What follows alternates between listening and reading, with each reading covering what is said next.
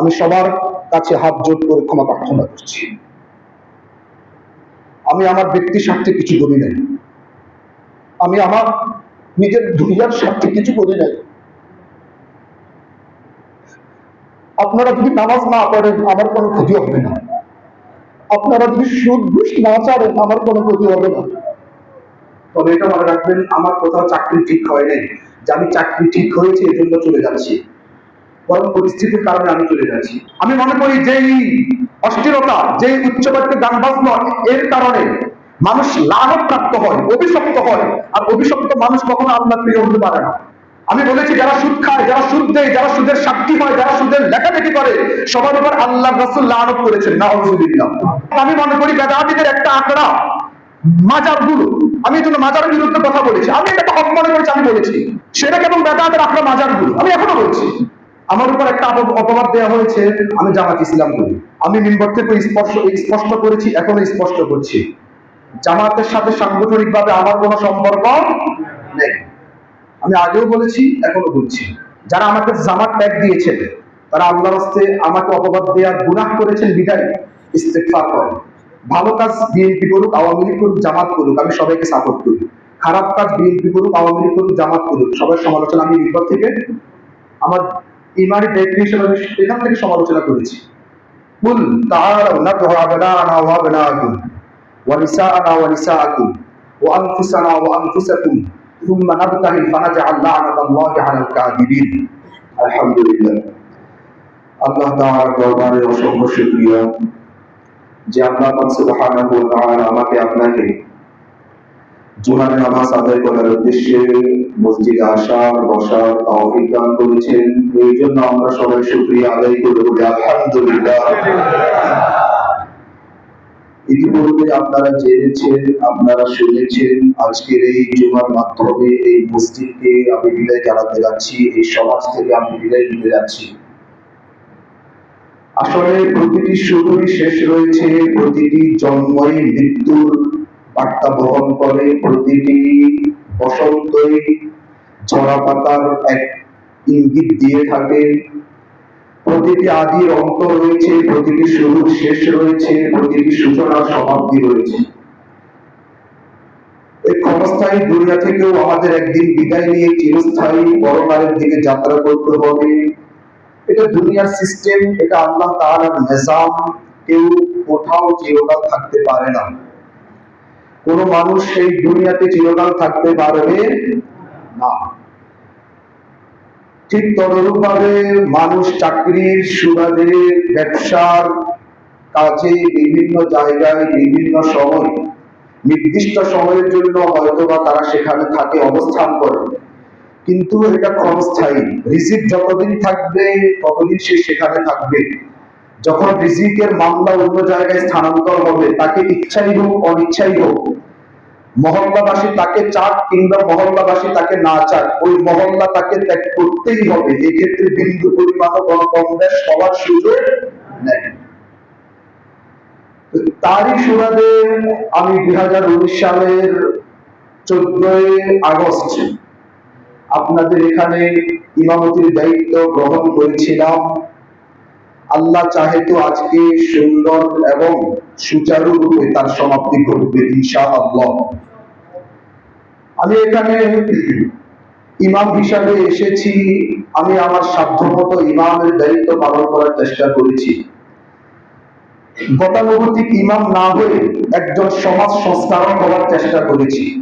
হয়তোবা নিজের দৈন্যতা, পারিপার্শ্বিক সীমাবদ্ধতা, দায়বদ্ধতা ইত্যাদির কারণে আমি 100 সার্ভিস এবং 100 আপনাদের সেই সেবা দিতে পারি নাই। তবে আমি চেষ্টা করেছি গতানুগতিক ইমাম না হয়ে একজন সমাজ সংস্কারক হতে। আমি চেষ্টা করেছি শুধুমাত্র আমার দায়িত্বকে নামাজের মধ্যে সীমাবদ্ধ না রেখে, বরং সমাজের মধ্যে যেন অস্থিরতা দূর হয়, সমাজের মধ্যে যেন ইনসাফ প্রতিষ্ঠা হয়, সমাজের মানুষ যেন দিনদার হয়, সমাজের মানুষ যেন মসজিদমুখী হয়, সমাজের মানুষ যেন হারাম থেকে মুক্তি পায়, সমাজের মানুষ যেন সুদ ঘুষ ছেড়ে দেয়। আমি আমার অবস্থান থেকে সর্বোচ্চ চেষ্টা করেছি, কথা ঠিক কিনা? এটা সাক্ষী দিতেই হবে আপনাদেরকে। কারণ এটা আপনাদের সামনে এই বিষয়গুলো ঘটেছে। আমি চেষ্টা করেছি আমার অবস্থান থেকে, আমি সহ পরকালের হিসাবে, দুনিয়ার বিবেচনায় সেটা আপনারা বিবেচনা করবেন। আমি যদি শুধু নামাজের মধ্যে সীমাবদ্ধ থাকতাম, আমার যে পরিমাণ পারিশ্রমিক নির্ধারণ করা হয়েছে সেটাই থাকতো, আর আমি যদি সমাজ সংস্কারমূলক কাজ আরো বেশি করতাম তাও সেটাই থাকতো। কিন্তু আমি চেষ্টা করেছি সমাজ সংস্কার করতে। আর আমি মনে করি আল ইমাম জামের তিরমিজি শরীফের মধ্যে হাদিস আসছে, তিরমিজি শরীফের 207 নম্বর হাদিস, আল ইমাম জামের, ইমাম জিম্মাদার, দায়িত্বশীল, তার দায়িত্ব রয়েছে। আমি মনে করি ইন্নাল উলামা ওয়ারাসাতুল আম্বিয়া, তিরমিজি শরীফের মধ্যে হাদিস আসছে, তিরমিজি শরীফের 2641 নম্বর হাদিস, নিশ্চয় উলামায়ে কেরাম নবীর ওয়ারিস। এই নবীর ওয়ারিস, নবীর প্রতিনিধি হয়ে নবীওয়ালা কাজগুলো আমি করার চেষ্টা করেছি। বিশেষ করে এই মুসাল্লা, এই মেহরাব নবীর প্রতিনিধিত্বের অন্যতম একটা চিহ্ন। এই মেহরাবটা, এই ইমামতির জায়গাটা, এটা সাধারণ কোনো জায়গা না। এটা এমন এক গুরু দায়িত্ব বহন করে, এমন এক গুরু দায়িত্বের প্রতি এটা আমাদেরকে দিক নির্দেশনা প্রদান করে। ইতিহাস যারা জানেন তারা ভালো করে জানেন, রাসূল সাল্লাল্লাহু আলাইহি ওয়াসাল্লাম যখন অসুস্থ, মৃত্যু শয্যায় শায়িত, তখন তার অনুপস্থিতিতে এই ইমামতির জায়গা কে দাঁড়াবে এটা নিয়ে অনেক কথা হচ্ছিল। সর্বশেষ অন্য কেউ দাঁড়ায় নাই, কে দাঁড়িয়েছেন? হযরত আবু বকর সিদ্দিক। এই ইমামতির জায়গায় দাঁড়ানোটাই পরবর্তী উলামায়ে কেরাম, পরবর্তী সাহাবায়ে কেরাম সবাই একমত পোষণ করেছে। আল্লাহর হাবিবের অসুস্থতার সময় যে তার স্থান দখল করেছে, তার মৃত্যুর পর খলিফা সেই হবার সবচেয়ে বেশি উপযুক্ত। সুবহানাল্লাহ। তার মানে ইমামতির জায়গা সাধারণ কোনো জায়গা না। ইমামতির জায়গা আবু বকর গ্রহণ করেছে, আবু বকর স্থান নিয়েছে, তো সবাই মোটামুটি ঐক্যমত্যে পৌঁছে গিয়েছে। রাসূল সাল্লাল্লাহু আলাইহি ওয়াসাল্লামের ইন্তেকালের পরে খেলাফতের দায়িত্ব পাবে কে? এটা এমন এক দায়িত্ব। তো রাসূল সাল্লাল্লাহু আলাইহি ওয়াসাল্লামের একজন প্রতিনিধি হয়ে আমি আমার প্রচেষ্টা ব্যয় করেছি। রাসূল সাল্লাল্লাহু আলাইহি ওয়াসাল্লামের যে মিশন এবং ভিশন ছিল, আমি সেগুলো বাস্তবায়ন করার চেষ্টা করেছি। রাসূল সাল্লাল্লাহু আলাইহি ওয়াসাল্লামের মিশন ও ভিশন কি ছিল? সূরাতুল জুমআর 2 নম্বর আয়াত, 28 পারার 12 নম্বর পৃষ্ঠা আল্লাহ তাআলা বলেন, হুয়াল্লাযী বাআসা ফিল উম্মিয়্যিন রাসূলাম মিনহুম ইয়াতলু আলাইহিম আয়াতিহি ওয়া ইউযাক্কিহিম ওয়া ইউআল্লিমুহুমুল কিতাবা ওয়াল হিকমা ওয়া ইন কানু মিন ক্বাবলু লাফি যালালিন মুবিন। আল্লাহ বলেন, আল্লাহ সেই মহান সত্তা যিনি এই উম্মতের মধ্যে একজন নবী পাঠিয়েছেন। কেন? ইয়াতলু আলাইহিম আয়াতিহি, এই নবী তাদেরকে কোরআন তেলাওয়াত করে শোনাবেন, ওয়া ইউযাক্কিহিম, তাদের অন্তরকে পরিশুদ্ধ করবেন, মানুষকে গুনাহ থেকে ফিরিয়ে আনার চেষ্টা করবেন, একত্ববাদের দিকে মানুষকে আহ্বান করবেন, বহুত্ববাদকে মানুষ যেন ঘৃণার চোখে দেখে, মানুষ যেন ইসলামমুখী হয়, শরিয়ামুখী হয়, পরকালমুখী হয়। ওয়া ইউযাক্কিহিম, আত্মশুদ্ধির মেহনত করবে, ওয়া ইউআল্লিমুহুমুল কিতাবা ওয়াল হিকমা। এই রাসূলের মিশন ও ভিশন ছিল মানুষকে তিনি কোরআন শরীফ শিক্ষা দিয়েছেন, আর আল্লাহুল কিতাব, কোরআনের জ্ঞান মানুষকে শিক্ষা দিয়েছেন, ওয়াল হিকমা, হিকমত শিক্ষা দিয়েছেন, হাদিস শিক্ষা দিয়েছেন। এই রাসূল সাল্লাল্লাহু আলাইহি ওয়াসাল্লামের যেই কাজ, কোরআন তেলাওয়াত করে শোনানো, মানুষকে কোরআন শরীফ শিক্ষা দেয়া, মানুষকে হাদিস শিক্ষা দেয়া, মানুষকে গুনাহ মুক্ত জীবন যাপনের প্রতি উদ্বুদ্ধ করা, মানুষকে গুনাহের প্রতি যেন ঘৃণা সৃষ্টি হয় এই জন্য মেহনত করা, এই নবীওয়ালা কাজই আমি এখান থেকে করার চেষ্টা করেছি। রাসূল সাল্লাল্লাহু আলাইহি ওয়াসাল্লাম এই কাজগুলো করতে গিয়ে অনেক কটুবাক্য শুনেছেন না ভাই? উনি জাদুকর, উনি পাগল, উনি গণক, উনি ক্ষমতালোভী, উনি আরো অনেক কটু কথা শুনছেন। এটা শুনবেই, এই কাজ করতে গেলে কিছু কটু কথা শুনতেই হবে। এটার অস্বীকারের কোন সুযোগ নেই। রাসূল সাল্লাল্লাহু আলাইহি ওয়াসাল্লাম এই কাজ শুরু করেছেন, সাহাবায়ে কেরাম এই কাজ শুরু করেছেন, মানুষকে এক আল্লাহর দিকে আহ্বান করছেন। মক্কার কাফেররা তখন তাকে বিভিন্ন অপবাদ দিয়েছিল যে বিশৃঙ্খলা সৃষ্টি করছে। আবু জাহেল বলছিল, এ তো আত্মীয়দের মধ্যে দ্বন্দ্ব লাগাচ্ছে, কারণ 4 ভাই 2 ভাই ইসলাম গ্রহণ করছে, বাকি 2 ভাই ইসলাম গ্রহণ করে নাই। দ্বন্দ্ব লাগছে কি লাগে নাই? স্বামী ইসলাম গ্রহণ করছে, স্ত্রী ইসলাম গ্রহণ করে নাই। দ্বন্দ্ব লাগছে কি লাগে নাই? চাচা ইসলাম গ্রহণ করছে, ভাতিজা ইসলাম গ্রহণ করে নাই। বাবা ইসলাম গ্রহণ করছে, সন্তান ইসলাম গ্রহণ করে নাই। মা ইসলাম গ্রহণ করছে, মেয়ে ইসলাম গ্রহণ করে নাই। দ্বন্দ্ব লাগছে কি লাগে নাই? তখন আবু জাহেলও বলেছিল যে মুহাম্মদ তো সমাজের মধ্যে বিশৃঙ্খলা সৃষ্টি করছে, বলেছিল। সাহাবায়ে কেরামকেও এই অপবাদ দেওয়া হয়েছিল। এটা স্বাভাবিক, দ্বীনি কাজ করতে গেলে অপবাদগুলো সহ্য করতে হবে। সমাজের মধ্যে কিছু কটু কথা শুনতেই হবে। সমাজের মধ্যে বিশৃঙ্খলা সৃষ্টি করা হচ্ছে, ডিভাইডেড তৈরি করা হচ্ছে। এগুলো আগেও বলা হয়েছে, এখনো বলা হচ্ছে। কথা ঠিক কি না? এটা যুগে যুগে বলবে, যুগে যুগে এগুলো বলবেই। আমার কাছে যেটা হক মনে হচ্ছে সেটা আমি প্রকাশ করেছি। এর মধ্যে যদি কোনো বিভাগ তৈরি হয়, এর জন্য কি আমি দায়ী? জোরে বলেন, আমি দায়ী? অসম্ভব। আমার কাছে যেটা হক মনে হয়েছে আমি সেটার পক্ষে কথা বলেছি, যেটা না হক মনে হয়েছে সেটার বিরুদ্ধে আমি প্রতিবাদ করেছি। লা ইয়াখাফুনা লাওমাতা লাইম, তিরস্কারকারী তিরস্কারকে, ষড়যন্ত্রকারী ষড়যন্ত্রকে, কোন জালেমের রক্তচক্ষুকে আমি ভয় পাই নাই। আমি কাজ করেছি, আমি এভাবে কাজ করেছি। আমি পার্থক্য সৃষ্টি করতে চাই নাই। পার্থক্য যদি হয়ে যায়, যদি আমি দোষী হই, তাহলে নবী মুহাম্মদকে দোষারোপ করতে হবে আপনাদের। ওনার মেহনতের কারণে পার্থক্য সৃষ্টি হয়েছে, ভাই ভাইয়ের মধ্যে দ্বন্দ্ব হয়েছে। বদরের যুদ্ধে কাফেররা এক পক্ষে, মুসলমানরা আরেক পক্ষে। সবগুলো আত্মীয় আত্মীয়, সবগুলোই আত্মীয়। তো নবীর একজন প্রতিনিধি হিসাবে আমি সব কাজের আদেশ করেছি, আমি নামাজের আদেশ করেছি। আমার মনে হয় এই মহল্লায় এমন কোন ব্যক্তি, পুরুষ ব্যক্তি থাকবে তাকে আমি পার্সোনাল নামাজের দাওয়াত দিই নাই। যখনই দেখা হয়েছে, ভাই আপনাকে মসজিদে দেখি না কেন? যখনই দেখা হয়েছে, ভাই আপনাকে মসজিদে কম দেখছি। যখনই দেখা হয়েছে, ভাই আপনাকে কিন্তু ইদানিং মসজিদে কম দেখা যাচ্ছে। সবার দ্বারে দ্বারে আমি গিয়েছি, সবার বাসায় বাসায় আমি গিয়েছি। আমি সব কাজের আদেশ করেছি। রোজা রাখতে যেন কোনো অসুবিধা না হয়, দোকানপাট বন্ধ করার জন্য চেষ্টা করেছি। যাদের উপর হজ ফরজ, হজ করতে যেন বিলম্বিত না হয়, বারবার আমি হজের জন্য উদ্বুদ্ধ করেছি। জাকাত যেন সঠিকভাবে দেওয়া হয়, আমি পুঙ্খানুপুঙ্খানুরূপে জাকাত দেওয়ার জন্য উদ্বুদ্ধ করেছি। মাহে রমজান ইবাদতের সৃজন, যেন ইবাদতের মধ্যে মানুষ কাটাতে পারে, আমি ইতিকাফের মতো ভালো একটা মেহনত করেছি কি করি নাই? আমি এগুলো করেছি। আমি সব কাজের আদেশ দেওয়ার এই গুরু দায়িত্বকে নিজের উপর আল্লাহ প্রদত্ত এক কর্তব্য মনে করে মেহনত করেছি। আর এটা আমার উপর অর্পিত দায়িত্ব। একে তো নবীর ওয়ারিস হিসাবে, একে তো এই মিম্বরের কারণে, এই মেহরাবের কারণে, আরেক হচ্ছে একজন মুসলমান হিসাবেও অপর মুসলমানকে সব কাজে আদেশ করা, এটা আমার দায়িত্ব ছিল। আমি দায়িত্ব পালন করার চেষ্টা করেছি। আল্লাহ তাআলা কালামে পাকের মধ্যে ইরশাদ করেন, সূরা হামিম সিজদার মধ্যে আয়াত আসছে, সূরা হামিম সিজদার 33 নম্বর আয়াত, 24 পারা 19 নম্বর পৃষ্ঠায়, ওয়ামান আহসানু কাওলাম মিম্মান দাআ ইলাল্লাহ ওয়া আমিলা সালিহা ওয়া ক্বালা ইন্নানি মিনাল মুসলিমিন। ওই ব্যক্তির থেকে উত্তম কথা আর কার হতে পারে যে মানুষকে আল্লাহর দিকে আহ্বান করে, নিজের সৎ কাজ করে এবং নিজের মধ্যে কোনো অহংকার না এনে বলে আমি তো একজন সাধারণ মুসলমান। এই আয়াতের উপর আমি আমল করতে গিয়ে আমি আমার সাধ্যমতো সৎ কাজ করার চেষ্টা করেছি এবং আমি ইমাম হওয়া সত্ত্বেও সবার সাথে মিশে সবাইকে মসজিদের দিকে আহ্বান করেছি। আল্লাহ তাআলা কালামে পাকের অন্যত্র ইরশাদ করেন, সূরা আলে ইমরানের 104 নম্বর আয়াত, 4 পারা 2 নম্বর পৃষ্ঠায়, ওয়ালতাকুম মিনকুম উম্মাতুন ইয়াদউনা ইলাল খায়র ইয়া'মুরুনা বিল মা'রুফ ওয়া ইয়ানহাউনা আনিল মুনকার।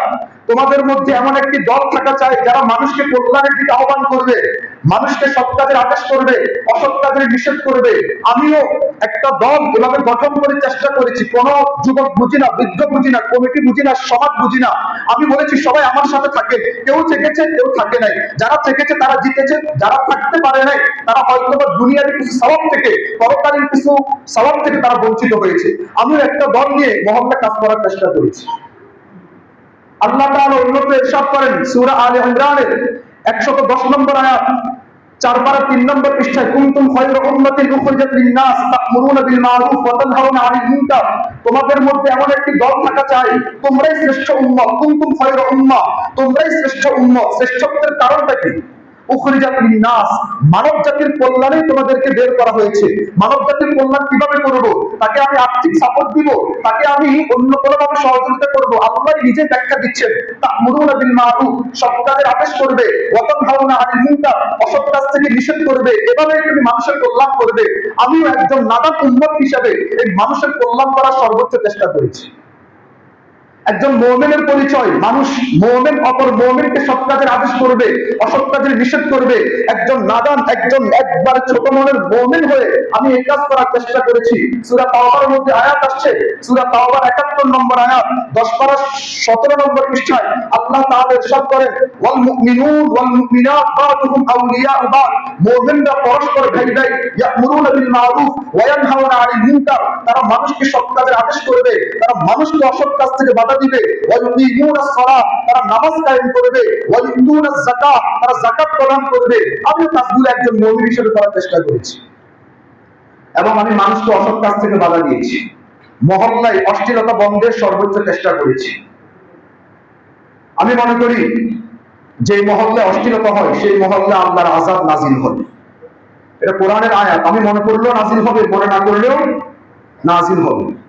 আল্লাহ তাআলা কালামে পাকের মধ্যে ইরশাদ করেন, সূরা নূরের 19 নম্বর আয়াত, 18 পারার 11 নম্বর পৃষ্ঠায়, ইন্নাল্লাযীনা ইউহিব্বুনা আন তাশিআল ফাহিশা ফিল্লাযীনা আমানু লাহুম আযাবুন আলীমুন ফিদ দুনিয়া ওয়াল আখিরাহ, যারা মুমিন সমাজে অশ্লীলতার প্রচার প্রসার ঘটাতে চায়, লাহুম আযাবুন আলীমুন ফিদ দুনিয়া ওয়াল আখিরাহ, দুনিয়াতেও তাদের জন্য লাঞ্ছনাদায়ক শাস্তি, ওয়াল আখিরাহ, পরকালেও তাদের জন্য লাঞ্ছনাদায়ক শাস্তি।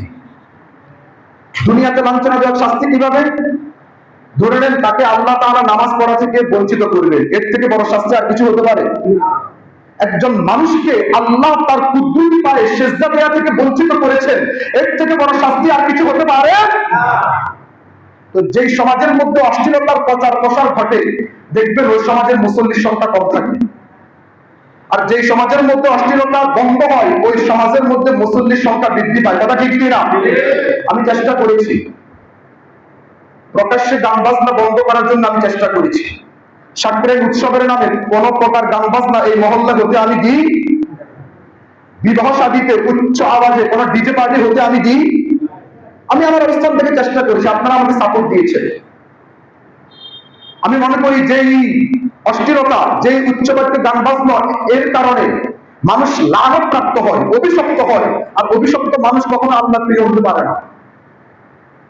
মুসনাদ বাজ্জারের মধ্যে একটা হাদিস আসছে, সহিহ সনদে বর্ণিত, মুসনাদ বাজ্জারের ৭৫১৩ নম্বর হাদিস, রাসূল সাল্লাল্লাহু আলাইহি ওয়াসাল্লাম বলেছেন, সাউতান মালউনান, দুইটা আওয়াজ অভিশপ্ত, সাউতু রাহমাতিন ইনদা মুসিবা ওয়া সাউতু মিসমারিন ইনদা নি'মা, দুইটা আওয়াজ অভিশপ্ত, তথা এই দুইটা আওয়াজ যারা করবে তাদের উপর আল্লাহর লানত বর্ষিত হবে।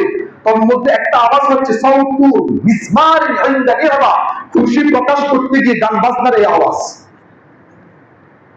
বিবাহ শাদীতে খুশি প্রকাশ করতে গিয়ে, সাকরাইল উৎসবে খুশি প্রকাশ করতে গিয়ে, কিংবা অন্য কোন আয়োজনকে কেন্দ্র করে খুশি প্রকাশ করতে গিয়ে আমার যে সকল যুবকরা, আমার যে সকল মুসল্লিরা না বুঝে না জেনে হয়তোবা শয়তানের ধোঁকায় পড়ে কিংবা নফসের কুমন্ত্রণায় পড়ে তারা এই অশ্লীলতার মধ্যে ডুবে থাকতো, আমি আমার অবস্থান থেকে যতটুকু ক্ষমতা রয়েছে ক্ষমতা ব্যবহার করে এবং এখান থেকে নসিহার মাধ্যমে তাদেরকে এই অশ্লীলতা থেকে বাঁচানোর চেষ্টা করেছি।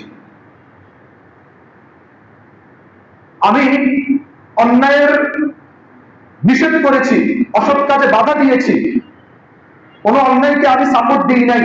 আমি সুদ ঘুষের বিরুদ্ধে কঠিন থেকে কঠিন বয়ান করেছি, অস্বীকার করতে পারবেন?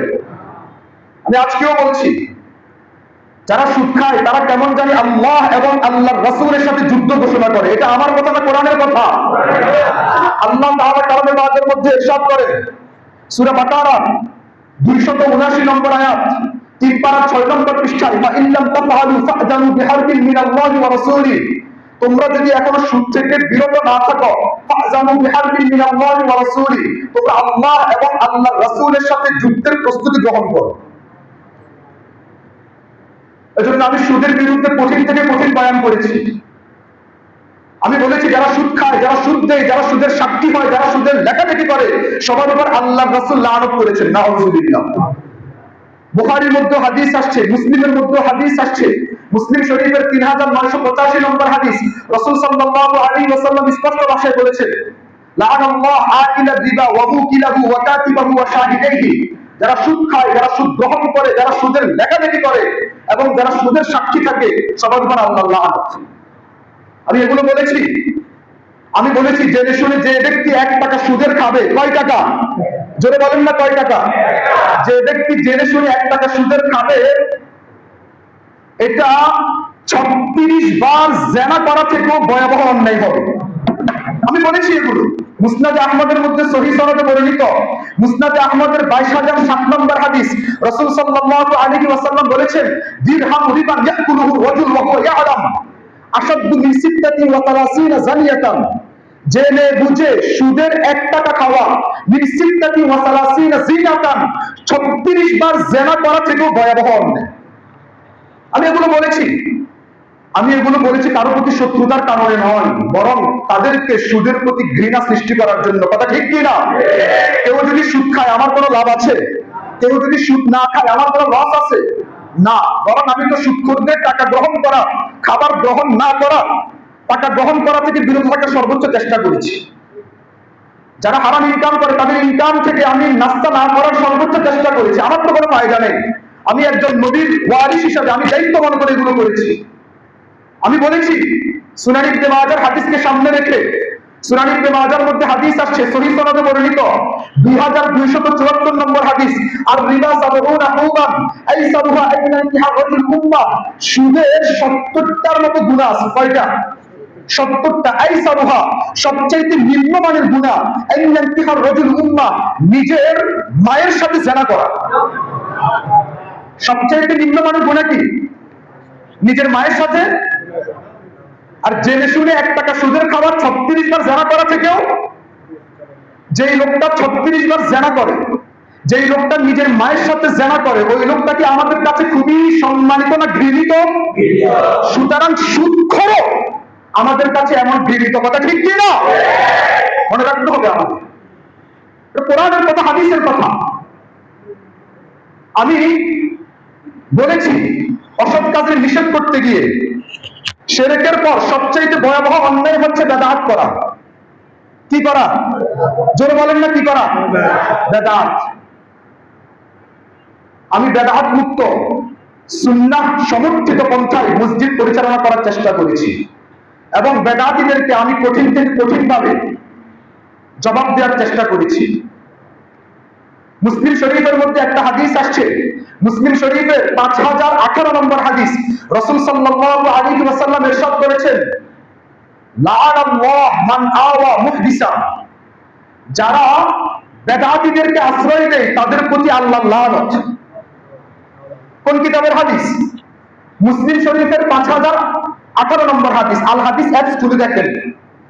তার মানে এই হাদিস যে সহিহ, কোনো সন্দেহ আছে? মুসলিম শরীফের সকল হাদিসই তো সহিহ। তো আল্লাহর হাবিব বলেছেন, যারা বেদাতীদেরকে আশ্রয় দেয় তাদের উপর আল্লাহর লানত। এজন্য যারা বেদাতীদের পক্ষে কথা বলে, যারা বেদাতীদেরকে সাপোর্ট করে, আমি এই মিম্বর থেকে তাদেরকে লানত দিয়েছি। দিয়েছি কি দিই নাই? আল্লাহর হাবিব দিয়েছেন, আমিও দিয়েছি।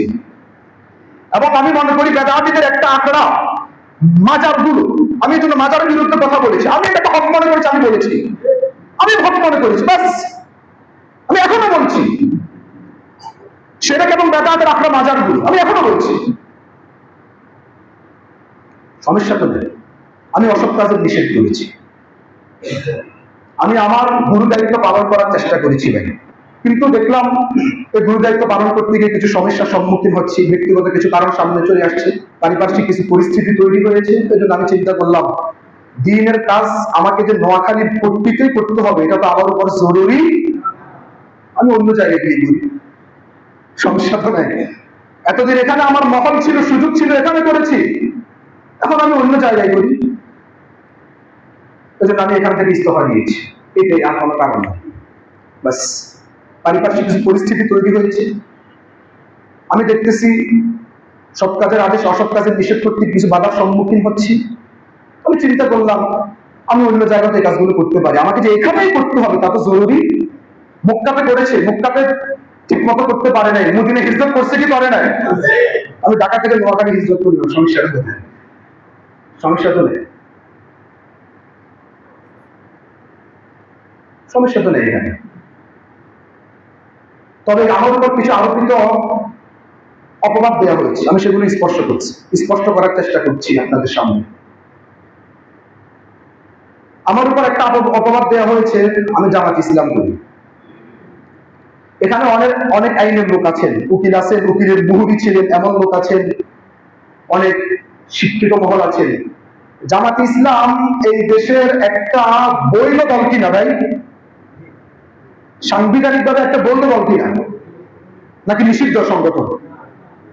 এটা বৈধ সংগঠন। কেউ যদি জামাত ইসলাম করে আহামরি কোনো দোষ না, দোষ নাকি? এটা দোষ না। তারপরে জামাত ভালো কি ভালো না, খারাপ কি খারাপ, ওদিকে আমি যাচ্ছি না। আমি মিম্বর থেকে স্পষ্ট করেছি, এখনো স্পষ্ট করছি, জামাতের সাথে সাংগঠনিকভাবে আমার কোনো সম্পর্ক নেই।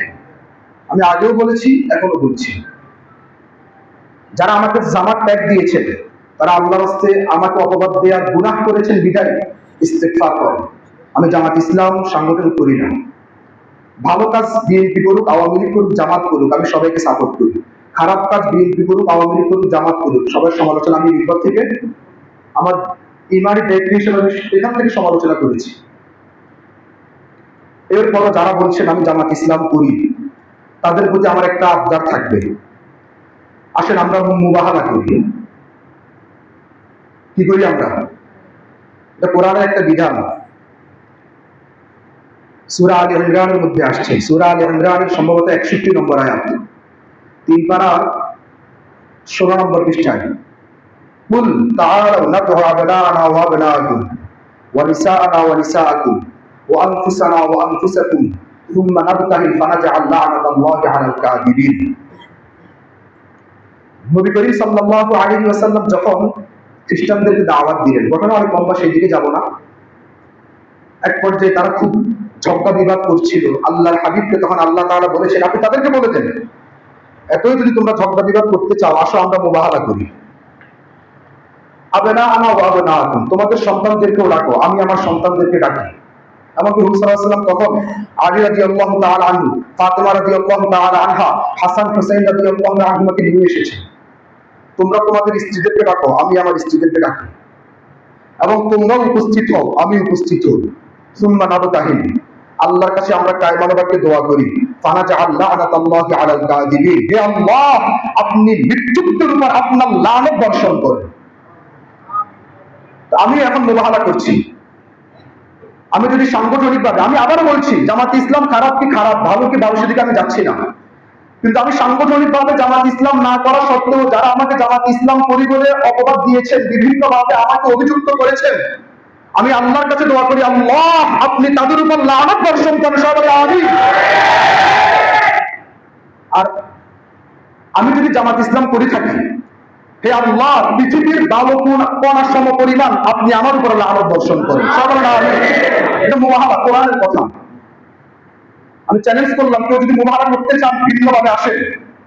আপনিও বলবেন হুজুর জামাত ইসলাম করে, যদি আমি মিথ্যা কথা বলি আমার উপর আল্লাহ লানত, আমিও বলবো আমি যদি জামাত ইসলাম করি আমার আল্লাহ লানত। আসেন, কে আসবেন আসেন, মুবাহালা করি। সুতরাং এই অপবাদগুলো আমার দিন না। দ্বিতীয় একটা অপবাদ হয়েছে, আমি ইজম তৈরি করেছি। আমি কেন ইজম তৈরি করবো? আমার কি স্বার্থ ইজম তৈরি করা? আমি দ্বীনের কাজ করেছি, আমি নামাজের দাওয়াত দিয়েছি, মানুষকে অসৎ কাজে বাধা দিয়েছি। সবার জন্য উন্মুক্ত ছিল আমার সাথে থাকার, নাকি আমি বলেছি অমুক থাকতে পারবে অমুক থাকতে পারবে না? আমি কোন নীতিমালা দিয়েছি? কেউ ছিল কেউ ছিল না। এখন যারা ছিল না তারা যদি আমি ইজম তৈরি করেছি, আমি মনে করি তাদের উপরে আল্লাহ লানত করছে। আমি কোনো ইজম তৈরি করি নাই, আমি ইজম তৈরি করি নাই। পুরো অপবাদ আমার উপরে। 3 নম্বর অপবাদ, আমি হালাল হারাম নিয়ে বারবার সত্য কথা বললেও আমি হালাল হারাম মেনে চলি না।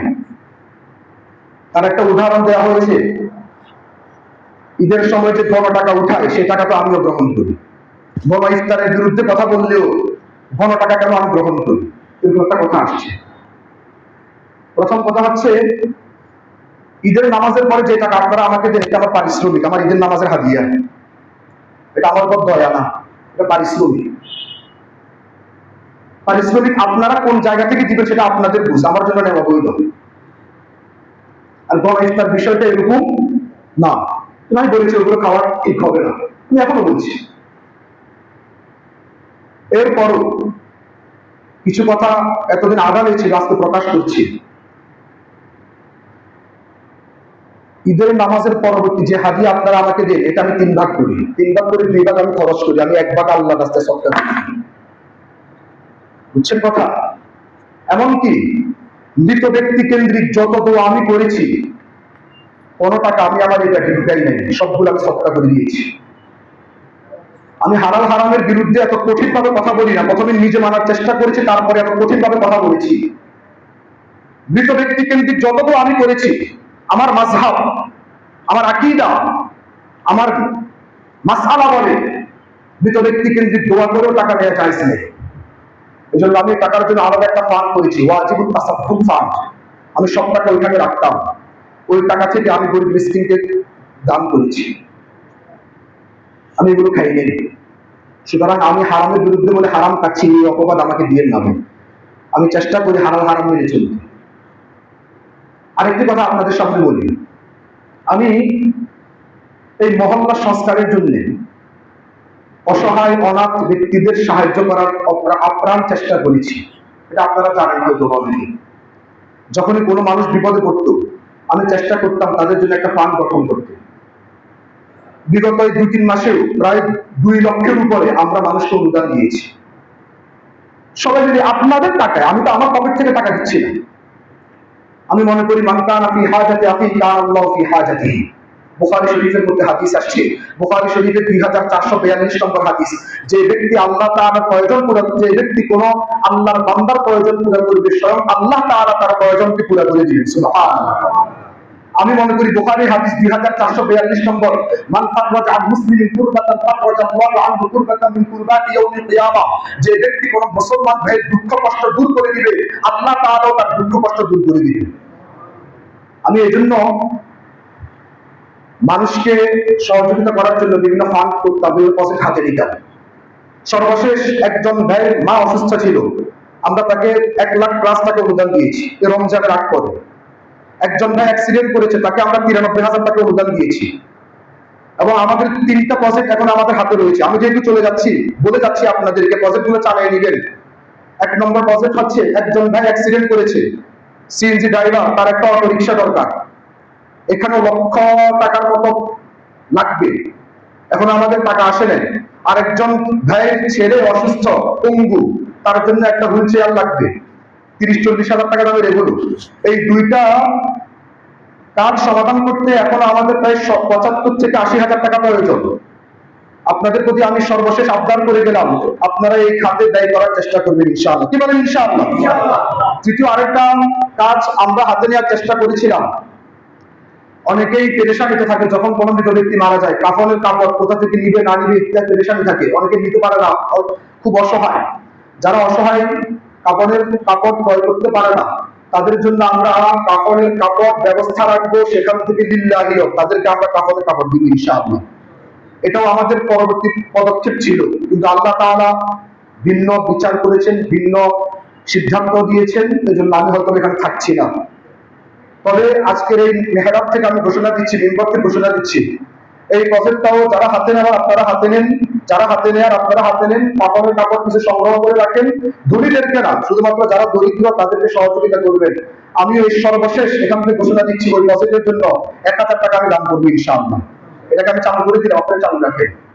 আমি এই কাজগুলো করেছি, আজকে মিম্বর থেকে বলছি, মিথ্যা কথা বলছি না। এই মহল্লার অনেক মানুষকে ব্যক্তিগতভাবে আমি সাহায্য করেছি, কখনো বলি নাই, আজকে বলছি, সংখ্যা বললাম না, অনেক মানুষকে আমি সহযোগিতা করেছি। আমি আমার অবস্থান থেকে, অন্য ইমামরা হয়তোবা এরকম হয় না, আমি চেষ্টা করেছি ইমামতির যেই একটা ধারা চলতেছে সেই ধারা থেকে বের হয়ে আসা। অনেকে সাক্ষী দিবেন, এখানে অনেকে উপস্থিত রয়েছে, আমি অনুদান দিয়েছি ব্যক্তিগতভাবে, তারা থেকে টাকা নিয়ে আমার পক্ষ থেকে দিয়েছি। আমি ওই যে আমার ওয়াজিবুত তাসাদ্দুক ফান্ড ছিল, মানুষের দোয়া টোয়া যে টাকাগুলো পাইতাম, আমি খেতাম না, এগুলো রাখতাম আমি এই কাজের জন্য। সর্বশেষ কথা হচ্ছে, আমি আমার অবস্থান থেকে মহল্লা সংস্কারের চেষ্টা করেছি। এই সংস্কার করতে গিয়ে অনেকের শত্রুতার শিকার হয়েছি, অনেকের ষড়যন্ত্রের শিকার হয়েছি, অনেকের কটু কথা শুনতে হয়েছে। যা হওয়ার হয়েছে, এই যাওয়ার শেষের দিকে এসে আমি সবার কাছে হাত জোড় করে ক্ষমা প্রার্থনা করছি। আমি আমার ব্যক্তির স্বার্থে কিছু করি নাই, আমি আমার নিজের দুনিয়ার স্বার্থে কিছু করি নাই। আপনারা যদি নামাজ না পড়েন আমার কোনো ক্ষতি হবে না, আপনারা যদি সুদ ঘুষ না ছাড়েন আমার কোনো ক্ষতি হবে না, আপনারা যদি হালাল হারাম পার্থক্য করে না চলেন আমার কোনো ক্ষতি হবে না, আপনারা যদি অশ্লীলতার মধ্যে ডুবে থাকেন, সামনের উৎসবের নামে ডিজে পার্টি করেন আমার কোনো ক্ষতি হবে না ভাই। আমি আপনাদের জন্য এই কাজগুলো করেছি। হাজারো কটু কথা শুনেছি, আমার ব্যাপারে উকিল নোটিশে আসছিল। কি দরকার ছিল আপনাদেরকে সেরেক নিয়ে সাবধান করে উকিল নোটিশের ভুক্তভোগী হওয়ার? কি দরকার ছিল আমার? আমি একজন মুসলমান হিসেবে, একজন ইমাম হিসাবে আমার উপর অর্পিত দায়িত্ব মনে করে আমি কাজগুলো করেছি। এরপর কাজগুলো করতে গিয়ে অনেকের মনে কষ্ট দিয়েছি, অনেকে আমার কথায়, আমার আচার আচরণে কষ্ট পেয়েছেন। আমি বলছি না আমি নিষ্পাপ। পৃথিবীর মধ্যে নবী রাসূলগণ ছাড়া কেউ নিষ্পাপ না, সবারই ভুল থাকে। আমারও ভুল আছে, আমি অনেক ভুল করেছি। সর্বশেষ যা হবার হয়ে গিয়েছে। আজকের এই বিদায়ের এই শেষ প্রান্তে এসে আমি আপনাদের কাছে হাত জোড় করে আবার ক্ষমা চাচ্ছি। আমি যদি আমার আচার আচরণে, কথাবার্তায়, লেনদেনে, উঠা বসায়, চাল চলনে আপনাদের মনে কোনো কষ্ট দিয়ে থাকি, দয়া করে আপনারা আমাকে মাফ করে দিবেন। কি বলেন ইনশাআল্লাহ? দয়া করে আপনারা আমাকে মাফ করে দিবেন। এবং আপনাদের কোনো আচার আচরণ, কথাবার্তায় যদি আমিও মনে কষ্ট পেয়ে থাকি, আমিও আল্লাহর কাছে সবাইকে মাফ করে দিলাম। এবং আল্লাহর কাছে দোয়া করি, যারা আমাকে ভালোবাসে তারাও, যারা আমাকে ঘৃণা করে তারাও, সবাইকে নিয়ে আল্লাহ যেন আমাদের সবাইকে একসাথে জান্নাতে যাওয়ার তৌফিক দান করে। আমি আল্লাহর কাছে দোয়া করি। এজন্য সবার প্রতি আবদার থাকবে, বান্দার হক বান্দা মাফ না করলে আল্লাহ মাফ করবে না, এটা মনে রাখিয়ে। এজন্য আপনাদের কাছে আমি ক্ষমা প্রার্থী, সবাই আপনাকে ক্ষমা করে দিবেন। বিশেষ করে কমিটির যারা রয়েছেন, আপনাদের প্রতি আমি বিশেষভাবে অনুরোধ করছি, একসাথে চলতে গেলে পাতিল দুই তিনটা একসাথে হলে একটু আওয়াজ হয়ে, একটু মনোমালিন্যতা, একটু দূরত্ব, একটু কটু কথা এগুলো হবেই। আমি সবার কাছে ক্ষমা প্রার্থনা করছি। তবে এটা মনে রাখবেন, আমার কোথাও চাকরি ঠিক হয় নাই যে আমি চাকরি ঠিক হয়েছে এই জন্য চলে যাচ্ছি, বরং পরিস্থিতির কারণে আমি চলে যাচ্ছি। তবে ইনশাআল্লাহ আমি আল্লাহর কাছে এতটুকু আশাবাদী, আমি এখানে যে অবস্থায় ছিলাম এর থেকে বেটার অপশন আমি থাকবো ইনশাআল্লাহ। এটা আল্লাহর প্রতি আমার সুধারণা রয়েছে ইনশাআল্লাহ। আল্লাহ তাআলা আমাদের সবাইকে এক করে খাবার তৌফিক দান করুন। আল্লাহ তাআলা আমাদের সবাইকে এক করে খাবার তৌফিক দান করুন। আমাদের সবাইকে আল্লাহ তাআলা মসজিদ নবী থাকার তৌফিক দান করুন। মা'আস-সালাম। সবাই দোয়া করবেন আমার জন্য। আবারও ক্ষমা প্রার্থনা করছি, সবাই আমাকে ক্ষমা করে দিবেন। বিশেষ করে কমিটির কাছে ক্ষমা চাই, এবং অত্র মহল্লার যুব সমাজকে নিয়ে আমি অনেক কাজ করেছি। যুব সমাজের কাছে আমি ঋণী, কমিটির কাছেও আমি ঋণী, সর্বপ্রকার সর্বশ্রেণীর মুসলিমদের কাছে আমি ঋণী, মা বোনদের কাছেও আমি ঋণী। সবার কাছে আমি ক্ষমা প্রার্থনা করছি, সবাই আপনারা আমাকে মাফ করে দিবেন, আমিও আপনাদেরকে মাফ করে দিলাম। আসসালামু আলাইকুম ওয়া রাহমাতুল্লাহি ওয়া বারাকাতুহু।